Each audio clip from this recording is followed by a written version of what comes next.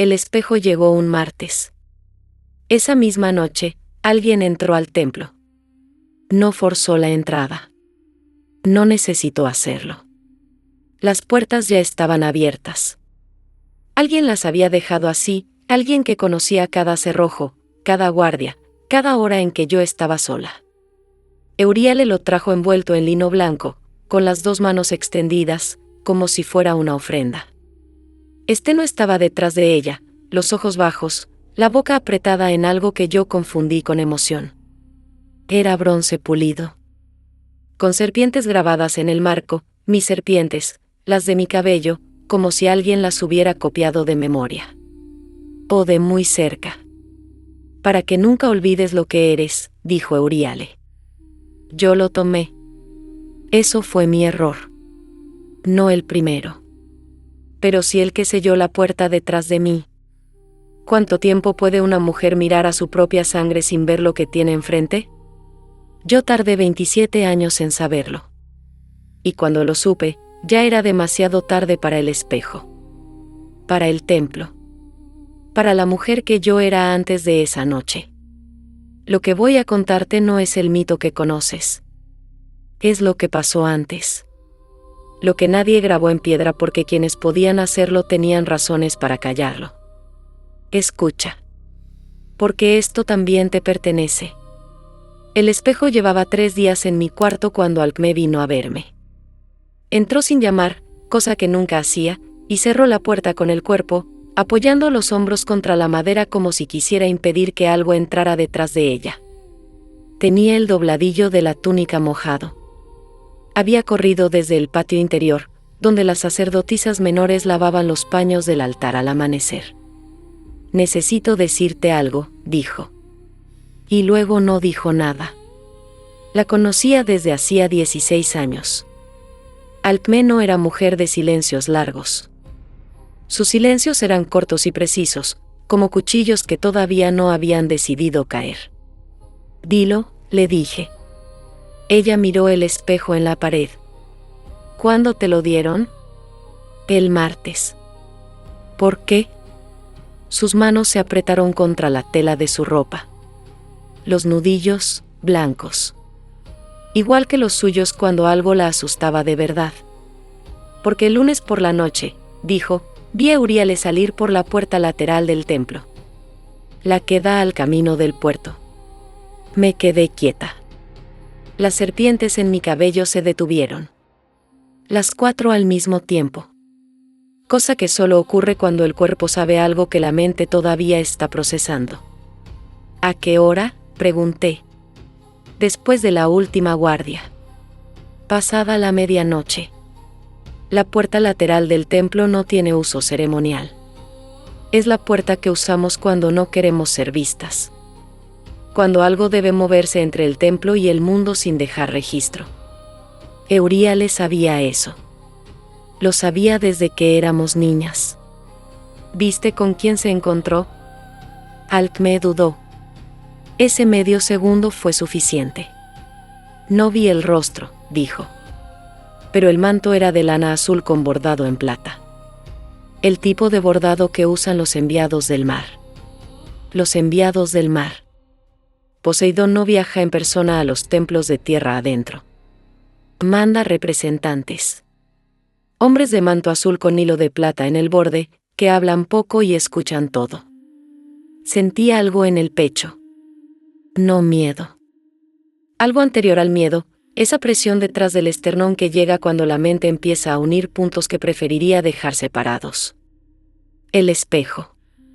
Las serpientes grabadas. Las puertas abiertas.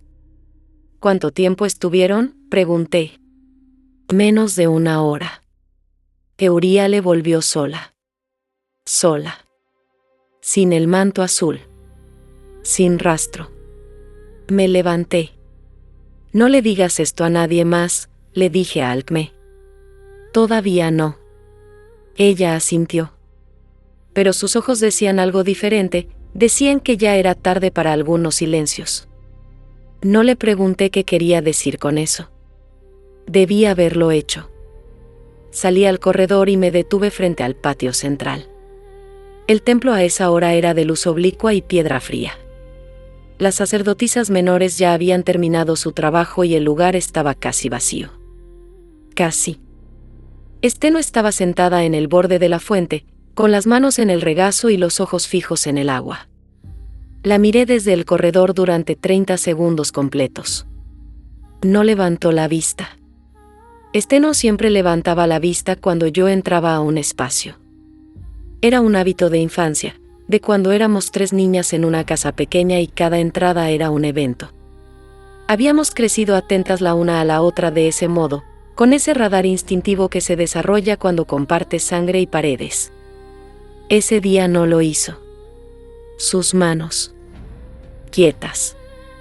Demasiado quietas para ser naturales. Me acerqué. Mis pasos resonaron en el mosaico del patio. Ella no reaccionó hasta que estuve a 3 metros. «Buenos días», dijo. Voz plana. Los ojos todavía en el agua. «Buenos días», respondí. Me senté a su lado. Estuvimos en silencio durante un tiempo que no voy a medir porque algunos silencios no se miden, se pesan. «El espejo es hermoso», dije finalmente. «¿Dónde lo encargaron?» Una pausa de 2 segundos. Exactamente 2. En el mercado del puerto, dijo Steno.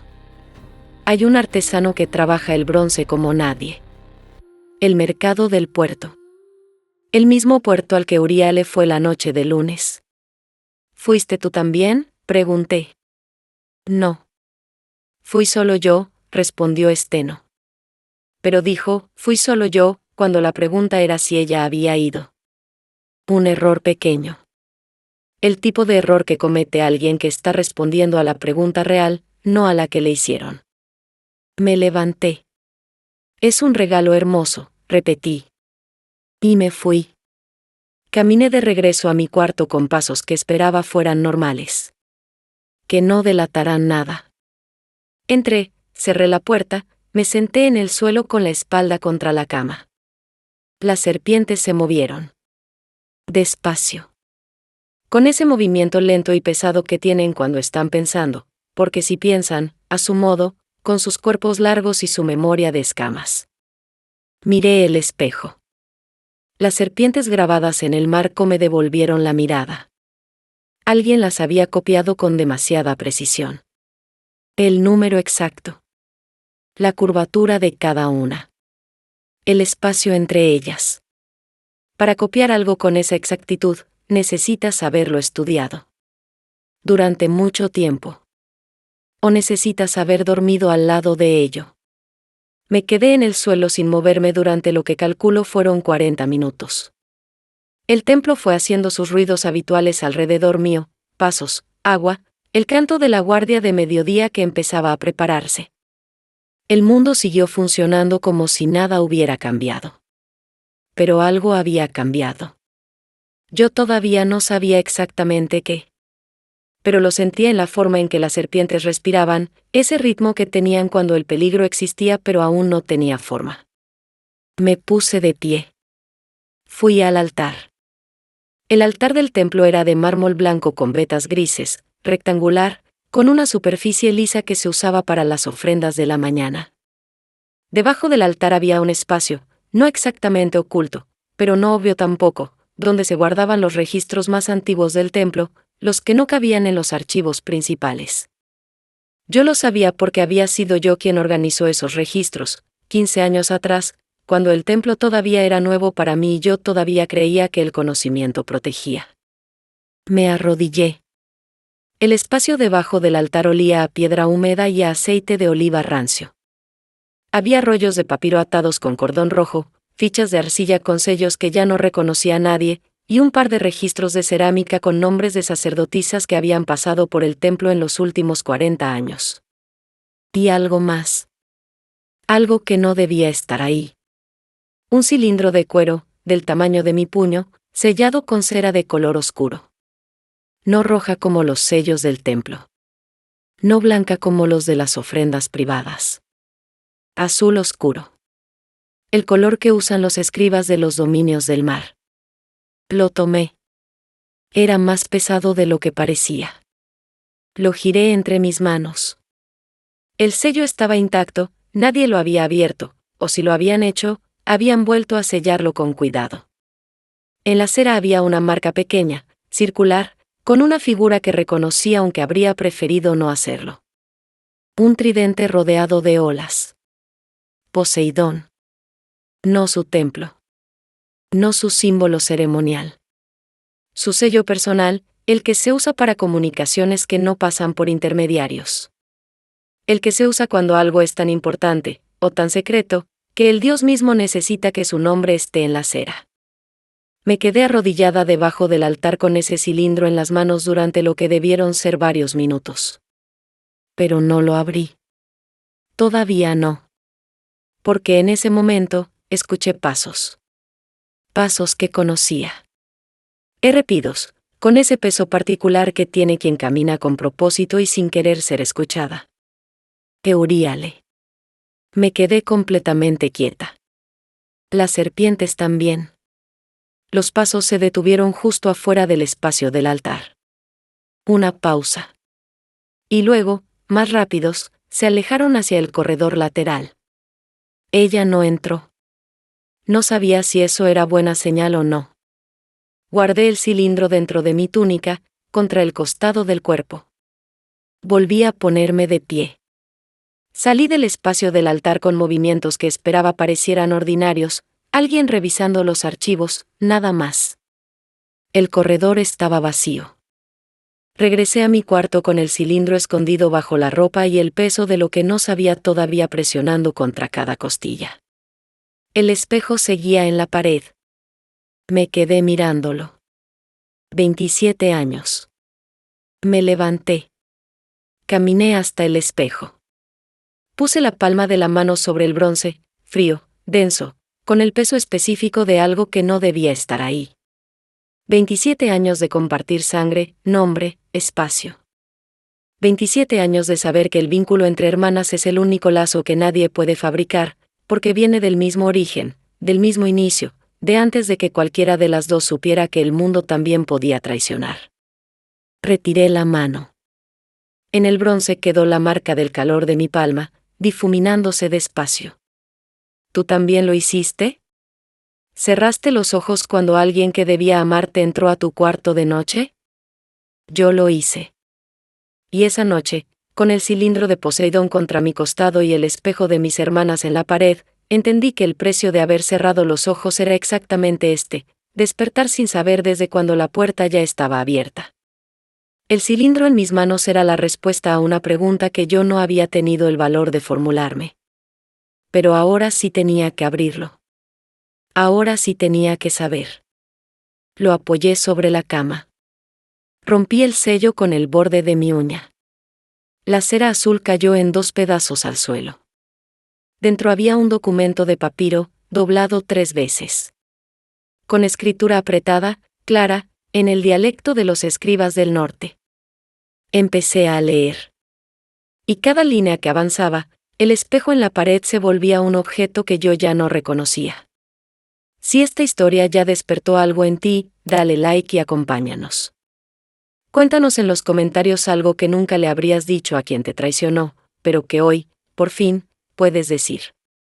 El documento tenía fecha. No la fecha de ese día. No la del martes del espejo, ni la del lunes de la puerta lateral.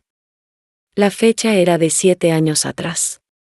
7 años, 4 meses y 16 días antes de que Uriah le pusiera ese espejo en mis manos con una sonrisa, alguien había firmado un acuerdo.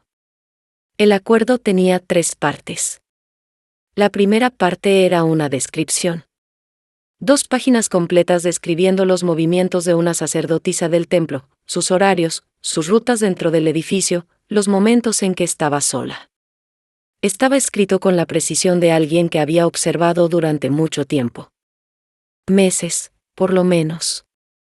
Quizás más. La sacerdotisa era yo. No usaban mi nombre completo. Usaban una designación, la que lleva serpientes, pero era suficientemente específica para no dejar duda. La segunda parte era una lista de condiciones. lo que se pedía a cambio de la información.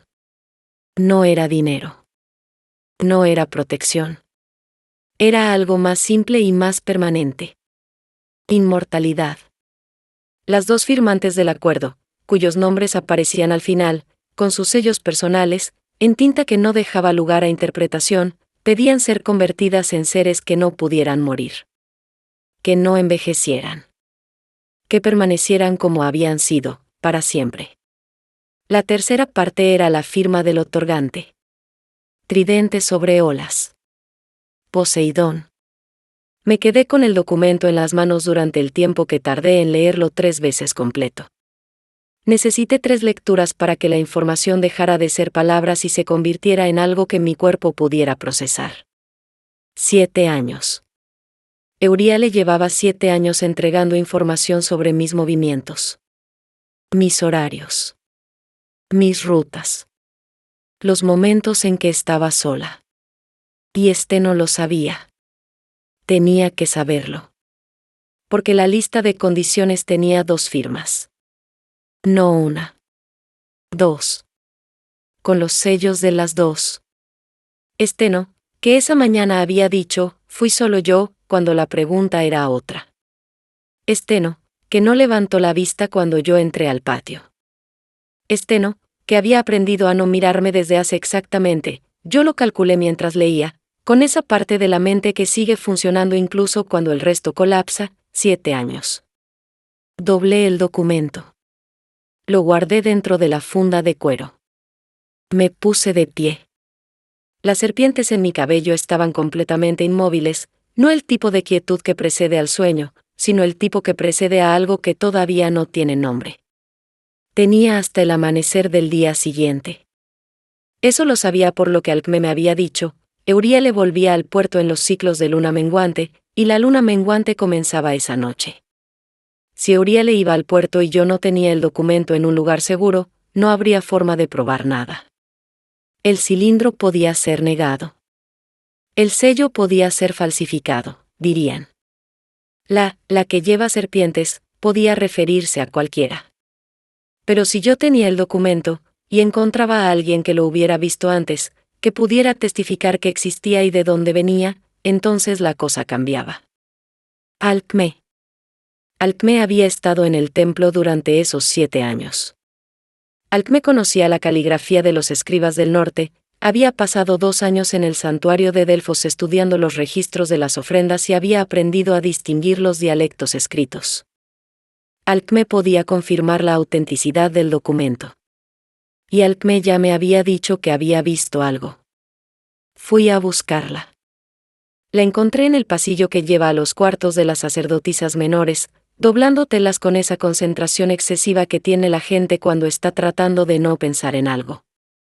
Necesito que vengas conmigo, le dije en voz baja. Ella no preguntó a dónde. Eso me dijo todo. La llevé a la sala de archivos, una habitación pequeña con ventana alta, sin acceso desde el corredor principal. Cerré la puerta. El pestillo sonó más fuerte de lo que esperaba en el silencio. Ambas lo escuchamos. Ninguna lo mencionó. Saqué el cilindro. Alcmé retrocedió un paso involuntario cuando lo vio. Solo uno. Luego se detuvo, se corrigió, volvió a donde estaba. Ese paso involuntario me dijo más que cualquier cosa que hubiera podido decir con palabras. ¿Lo conoces?, le pregunté. Alcmé miró el cilindro. Luego el sello roto. Luego a mí. El sello era azul, dijo. No era una pregunta. Sí. ¿Desde cuándo lo tienes? Desde esta mañana. Estaba debajo del altar. Ella cerró los ojos durante un segundo. Solo uno. El tipo de segundo que necesitan las personas cuando la información que reciben confirma algo que ya sospechaban pero esperaban estar equivocadas. Lo vi, dijo. Hace 3 días. Euriale lo dejó ahí. Yo estaba revisando los registros de las ofrendas de la semana anterior y la vi entrar al espacio del altar. No debería haberlo hecho, el espacio es privado para las sacerdotisas de rango, pero lo hizo. y cuando salió, no llevaba nada en las manos. 3 días antes del espejo. El espejo llegó el martes. Euriale dejó el cilindro el sábado. Lo dejó ahí para que yo lo encontrara. El pensamiento llegó despacio, como llegan los más peligrosos, sin avisar, sin ruido, con esa suavidad que tienen las cosas que van a cambiarlo todo. Ella quería que yo lo encontrara. ¿Por qué? Alcmé, dije, necesito que testifiques. Mañana, ante las sacerdotisas del consejo. ¿Qué viste a Euriale dejar este cilindro en el altar? Silencio. Alcmé. Si testifico, dijo ella, Euriale lo sabrá antes de que termine la audiencia. Ya lo sabe. Ya sabe que encontré el cilindro, o lo sospecha. Por eso vine al altar esta mañana y la escuché alejarse por el corredor lateral. Alcmé asintió despacio. Sus manos apretadas contra la tela doblada. De acuerdo, dijo. Testificaré. Gracias. Pero hay algo más que necesitas saber. La miré. Euriale no actuó sola dentro del templo, dijo Alcmé. Necesitaba a alguien adentro, alguien que supiera cuando las guardias cambiaban, cuando el corredor lateral estaba desocupado, cuando podía entrar y salir sin ser registrada. Esperé. Pitia, dijo Alcmé. Pitia lleva los horarios de las guardias desde hace 9 años. Pitia. La sacerdotisa mayor. La que llevaba más tiempo en el templo que cualquiera de nosotras. La de los ojos grises y las manos siempre apretadas. No pude hablar durante varios segundos. ¿Estás segura?, pregunté. Vi el registro, dijo Alcmé. Hace 4 meses, revisando los archivos de guardia, encontré una inconsistencia, una noche en que los horarios habían sido modificados. La guardia del corredor lateral había sido movida 2 horas. La corrección estaba en la letra de Pitia. Una noche con los horarios modificados. El corredor lateral desocupado por 2 horas. La noche que Poseidón entró al templo. Había algo que yo había creído siempre, que la traición viene de afuera. Que el daño llega de los enemigos, de los dioses, de los que tienen poder sobre ti.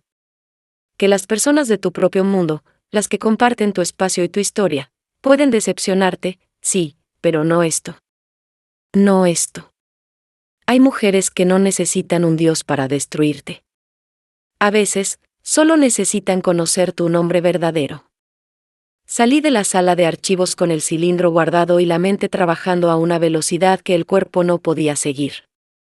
Caminé hacia el patio central. La luz de la tarde caía oblicua sobre el mosaico.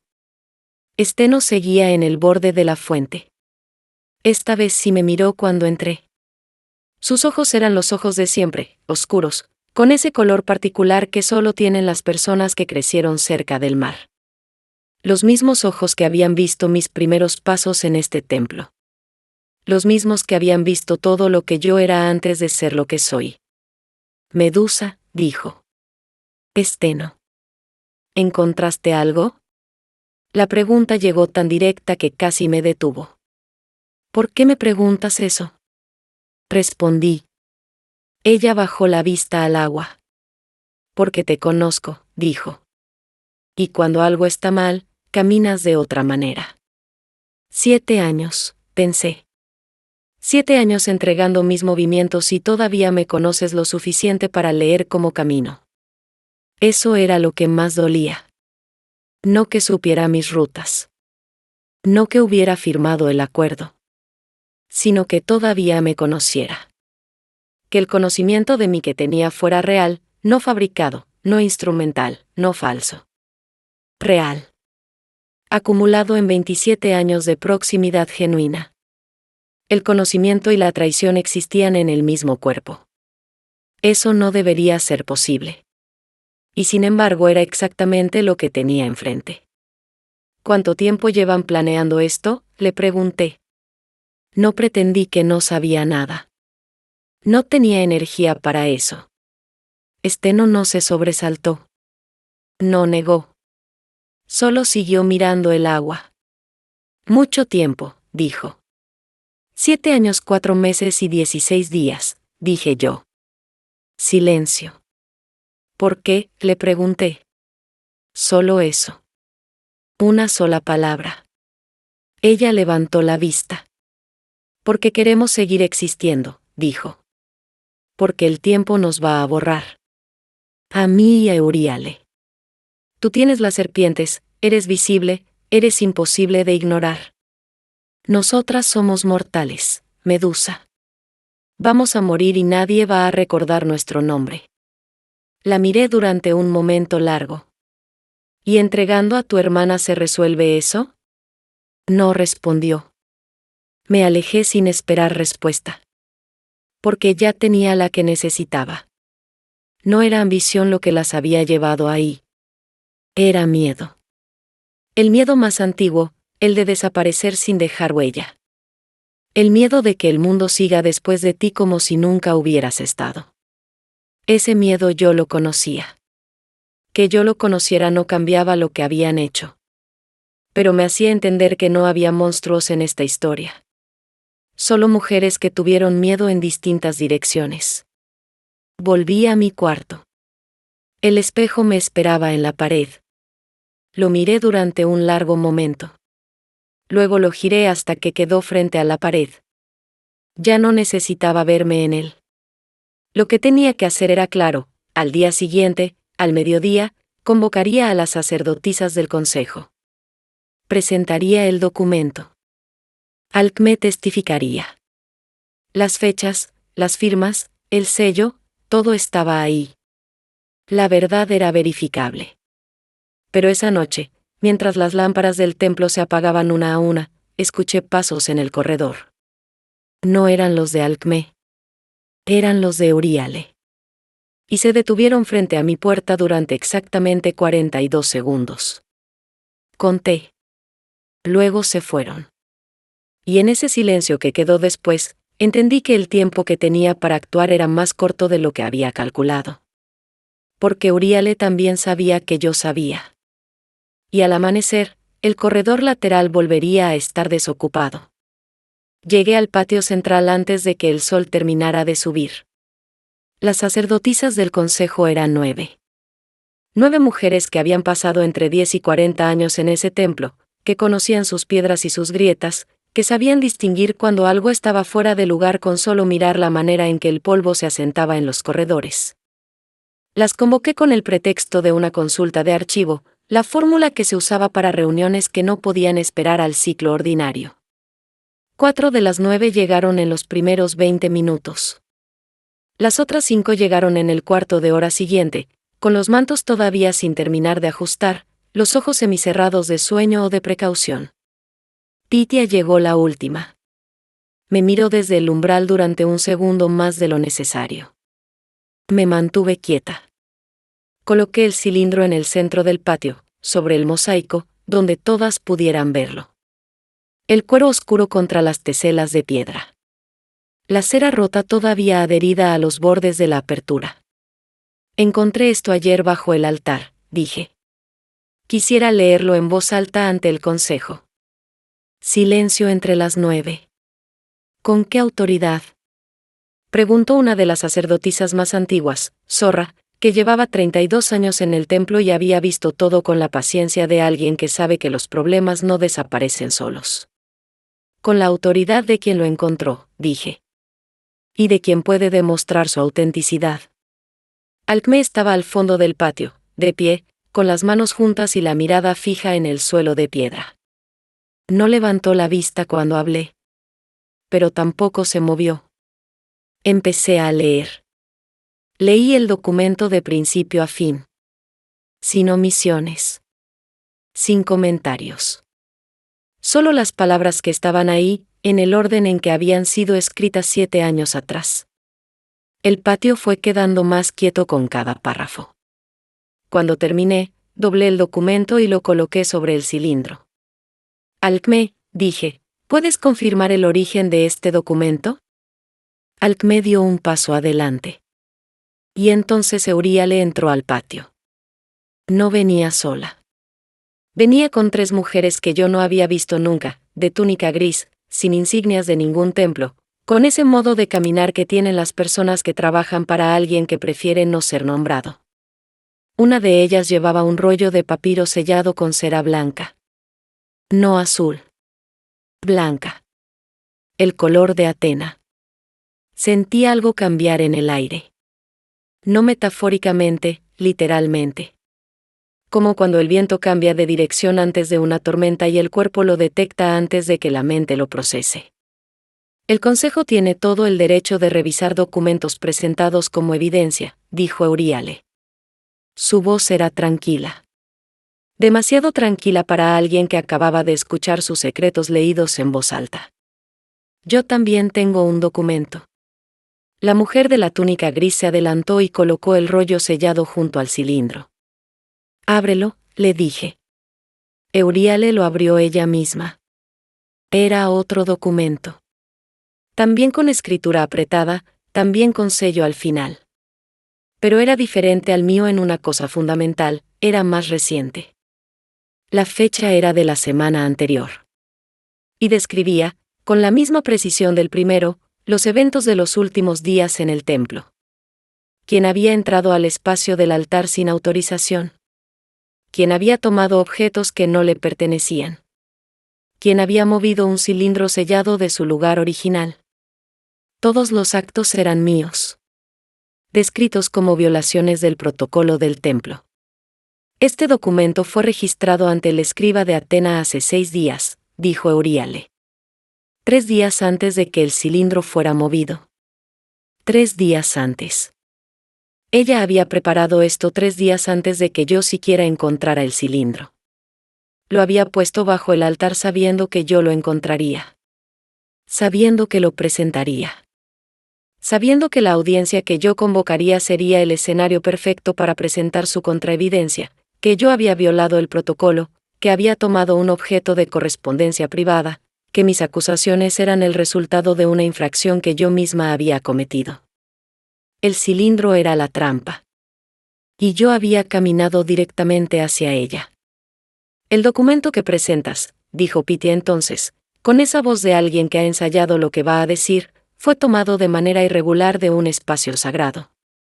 El Consejo no puede aceptar evidencia obtenida de esa manera sin verificar primero las circunstancias de su hallazgo.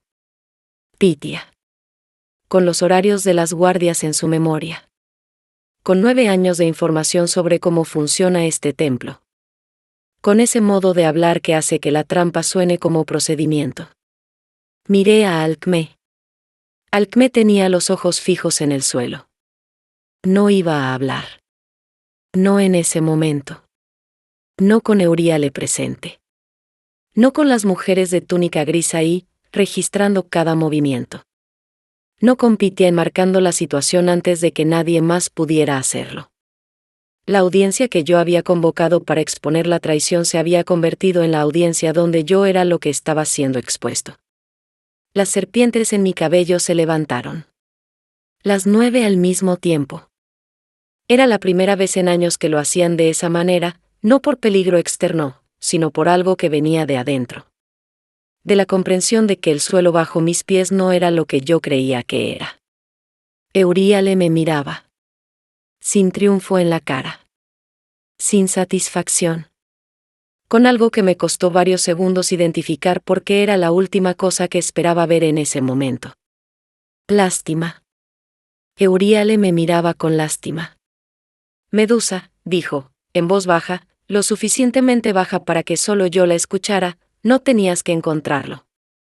Podías haberlo dejado ahí. No podía, dije. Lo sé. Una pausa de 2 segundos. Por eso lo pusimos ahí. La audiencia duró 40 minutos más. Al final, el Consejo decidió suspender cualquier acción sobre ambos documentos hasta que pudiera verificarse la cadena de custodia de cada uno. Era la decisión más segura para personas que no querían comprometerse con ninguno de los dos lados. La decisión que no decidía nada. Las mujeres de túnica gris se retiraron con el documento de Euríale. Alcmé se fue sin mirarme. Pitya salió la última, con las manos apretadas y los ojos fijos en el horizonte de piedra del patio. Euríale se quedó. Cuando las demás se fueron, nos quedamos solas en el patio central. Las serpientes en mi cabello se habían calmado, no por alivio, sino por agotamiento. Hay un tipo de tensión que cuando se relaja no produce descanso sino vacío. ¿Qué quieren exactamente?, le pregunté. Ya lo sabes. Dilo. Inmortalidad. Como la que nos prometieron. ¿Y Atena? Euríale dudó. Esa duda fue su primer error real de la mañana. Atena tiene sus propios intereses en este templo, dijo finalmente. ¿Qué intereses? Consolidar que este espacio le pertenece exclusivamente. Que ninguna otra influencia tenga acceso. Que quien lo custodia lo haga con total lealtad a ella y solo a ella. Me quedé quieta. Y yo no soy eso, dije. No. Una pausa. Nunca lo fuiste. Entendí entonces la arquitectura completa. Atena no había sido engañada. No había sido sorprendida. Había visto el acuerdo entre mis hermanas y Poseidón como una oportunidad, no como una amenaza. Una oportunidad para remover del templo a alguien que le era incómoda, demasiado independiente, demasiado visible, con demasiadas lealtades divididas, y hacerlo de una manera que no requiriera que ella levantara la mano directamente. La audiencia que yo había convocado le daba exactamente lo que necesitaba, una razón documentada para intervenir. El plan de mis hermanas era conseguir inmortalidad. El plan de Atena era conseguir el templo. Y yo era el instrumento que ambas necesitaban mover. ¿Cuándo viene Atena?, pregunté. Ya está aquí, dijo Euríale. No como figura. No como mensaje. La presión en el aire cambió de nuevo, esa variación que precede no a una tormenta sino a algo que no tiene nombre meteorológico, algo que solo se siente cuando una presencia que no pertenece al mundo ordinario decide hacerse notar. Las serpientes se levantaron de nuevo. Todas. Esta vez sin agotamiento. Con una urgencia que venía de un instinto más antiguo que yo misma. Corrí. No tenía un plan elaborado. Tenía el documento bajo la túnica y 16 años de conocimiento de cada corredor de ese templo y las serpientes en mi cabeza que sabían a dónde ir antes de que yo lo decidiera. Corrí hacia el corredor lateral. La puerta que da al camino del puerto. Tenía que llegar antes de que se cerrara. Detrás de mí escuché pasos, más de uno, más pesados que los de Euríale, con ese ritmo particular que tienen quienes persiguen a alguien en espacio cerrado. 84 metros desde el patio central hasta la puerta lateral. Los había caminado miles de veces. Nunca los había corrido. Llegué a la puerta en algo que fue demasiado rápido para medir. La empujé. Cedió, no estaba cerrada, todavía no, y el aire del exterior entró de golpe, frío y con olor a piedra caliente y camino de polvo. Me detuve en el umbral. Porque del otro lado estaba Atena. No como yo la había imaginado en los mitos que me contaron cuando era niña. No con el casco y la lanza y el escudo. Con ropa ordinaria y un modo de estar en el espacio que era completamente diferente al de cualquier persona mortal, esa presencia que ocupa más de lo que el cuerpo físico debería ocupar, que pesa de una manera que no es peso pero se siente como tal. Me miró. Yo la miré. Sabías que vendrías aquí, dijo. No como acusación. Como constatación. Sí, dije. ¿Y el documento? Lo saqué de debajo de la túnica. Lo sostuve entre nosotras. ¿Qué vas a hacer con él?, pregunté. Nada, dijo Atena. No necesito hacerlo. Tú ya hiciste lo que tenías que hacer. La convoqué. La audiencia. Presenté la evidencia. Moví cada pieza exactamente donde debía moverse para que la situación quedara documentada, registrada, imposible de negar. Y al hacerlo, le di a Atena exactamente lo que necesitaba para justificar su intervención. Todo esto estaba planeado desde el principio, dije. No todo, dijo Atena. Pero suficiente. Las serpientes en mi cabello estaban completamente quietas. Tenía el documento en la mano y ningún lugar a donde llevarlo que cambiara lo que ya había pasado. ¿Qué les pasa a ellas?, pregunté. A Euríale.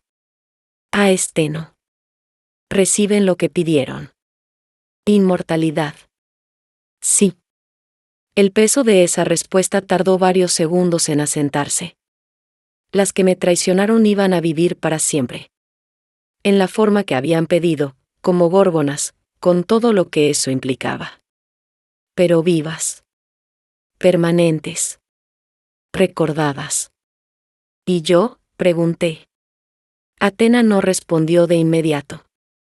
En ese silencio, entendí que la respuesta ya estaba tomada. Que lo que viniera a continuación no era negociable. Que nunca lo había sido. ¿Hay algo que quieras que quede?, dijo Atena. Y eso sí me detuvo. Porque no era una pregunta de poder. Era una pregunta de otra cosa, de alguien que entiende que cuando algo se transforma, lo que se pierde importa. Pensé en el documento. En las fechas. En los nombres. Los nombres, dije. Quiero que los nombres queden. En el mármol del templo. Todos, incluidos los de ellas. ¿Por qué? Porque la verdad que nadie quiere registrar es la única que vale la pena dejar. Atena me miró durante un momento. De acuerdo, dijo. Y en ese momento supe que lo que venía después ya no iba a hacerme daño de la manera que yo había temido.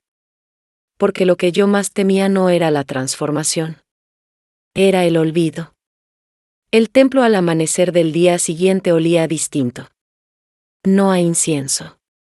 No al aceite de las lámparas o a la piedra húmeda de los corredores. Olía a algo que no tiene nombre exacto en ningún idioma humano, el olor del tiempo cuando ha cambiado de dirección y ya no va a volver atrás. Me quedé sentada en el patio central durante lo que debieron ser 2 horas. Las sacerdotisas no venían. Algunas pasaban por el corredor exterior y me miraban desde la distancia, pero nadie entró al patio. Nadie me habló. Alcmé no apareció. La busqué después, en su cuarto, en la sala de archivos, en el pasillo que lleva a la fuente exterior. No estaba en ninguno de esos lugares. Me enteré más tarde, por una de las sacerdotisas más jóvenes, que Alcmé había pedido traslado antes del amanecer. ¿A qué santuario? Nadie sabía. O nadie quería decirlo. 16 años. 16 años de compartir este edificio, estos corredores, este modo particular de vivir entre la obligación y el silencio. Y al final, el miedo fue más poderoso que todo eso. No la culpé. El miedo tiene esa capacidad de reescribir todo lo que vino antes, de hacer que 16 años parezcan un preámbulo a un momento único de elección. Y cuando el momento llega, la gente elige lo que tiene más cerca, sobrevivir. Fui al espacio del altar. El cilindro ya no estaba. Alguien lo había recogido durante la noche, las mujeres de túnica gris, supuse, o Pitia, o cualquiera de las que tenían razones para borrar los rastros. El espacio estaba limpio. El aceite del suelo estaba fresco. Como si nada hubiera estado ahí nunca. El documento de papiro era lo único que quedaba. Lo tenía yo. Lo sostuve en las manos durante un momento. El papel era viejo, 7 años de papel envejecen de una manera particular, con ese olor a tiempo comprimido que tienen los archivos que nadie quiso revisar. 7 años. 7 años de información entregada. De horarios calculados. De puertas abiertas en el momento exacto. Pensé en Steno, que esa mañana no estaba en su cuarto. Que tampoco estaba en el patio ni en ninguno de los lugares donde solía estar. Que ya había empezado a existir en el otro modo, en el modo de lo que había pedido, de lo que había firmado 7 años atrás. Pensé en Euríale, que me había mirado con lástima. Me detuve en medio del corredor. La piedra bajo mis pies. El peso del cincel todavía en la mano. Las ampollas en la palma ardiendo con ese calor específico de las heridas recientes. Y entendí algo que tardé en procesar, pero que era verdad de la misma manera que son verdad las cosas que duelen. Euriale me conocía. Conocía la forma exacta de mis movimientos, la textura de mis silencios, el modo en que reacciono cuando algo me preocupa. Y lo que sabía de mí no era fabricado. Era real. Lo había ganado en 27 años de cercanía genuina. Seguí caminando. Y lo había usado para construir la trampa perfecta, no una trampa que aprovechara mis debilidades, sino una que aprovechara mis fortalezas. Sabía que yo buscaría la verdad. Sabía que convocaría a la audiencia. Sabía que presentaría la evidencia con toda la precisión que me era posible. La trampa no funcionó a pesar de que me conocía. Funcionó precisamente porque me conocía. El conocimiento de una persona puede ser la herramienta más afilada que existe en manos de alguien que decide no amarte. Salí del espacio del altar. Fui al cuarto de los registros de construcción, una habitación pequeña, al fondo del corredor norte, donde se guardaban los planos originales del templo. Había herramientas ahí también, cinceles de distintos tamaños, gubias para trabajo en piedra. Tomé el cincel más pequeño sin dudar. Lo sostuve. Pesaba menos de lo que esperaba para lo que iba a hacer con él. Fui a la pared del corredor principal, la que da al patio central, la que todos los que entran al templo ven antes de ver nada más. La pared de mármol que habían dejado en parte sin grabar cuando construyeron el edificio, como espacio para los registros que todavía no habían ocurrido. Empecé a trabajar. No soy artesana. Mis manos no estaban entrenadas para esto. Las primeras letras me llevaron mucho más tiempo del que debería haberme llevado, y quedaron irregulares, demasiado profundas en algunos trazos, demasiado superficiales en otros. No importaba. Lo que importaba era que quedaran. Grabé los nombres. Grabé las fechas. Grabé el número de años, 7, y las condiciones del acuerdo. Grabé el nombre de las firmantes. Grabé lo que habían pedido y lo que habían entregado a cambio. No grabé mi nombre. No lo necesitaba. La historia que estaba dejando en la piedra no era sobre mí. Era sobre ellas. Sobre lo que hicieron y por qué lo hicieron y qué recibieron a cambio. La verdad que nadie quiere registrar es la única que vale la pena dejar. Trabajé durante lo que calculo fueron 3 horas. Mis manos estaban lastimadas cuando terminé, el cincel había dejado marcas en las palmas, ampollas pequeñas que ardían cada vez que apretaba el mango. Me detuve. Miré lo que había hecho. Las letras en la pared eran imperfectas. Irregulares. Nada parecido al trabajo de un artesano profesional. Pero estaban ahí, en mármol, en el material que los humanos usan cuando quieren que algo dure más que ellos. Las serpientes en mi cabello se movieron despacio, con ese movimiento largo y pesado que tienen cuando están en paz. No en alegría. Paz no es lo mismo que alegría. Paz es cuando el cuerpo acepta que ya hizo lo que podía hacer. Fui a mi cuarto. El espejo seguía girado hacia la pared. Me quedé frente a él durante varios segundos. Luego lo giré.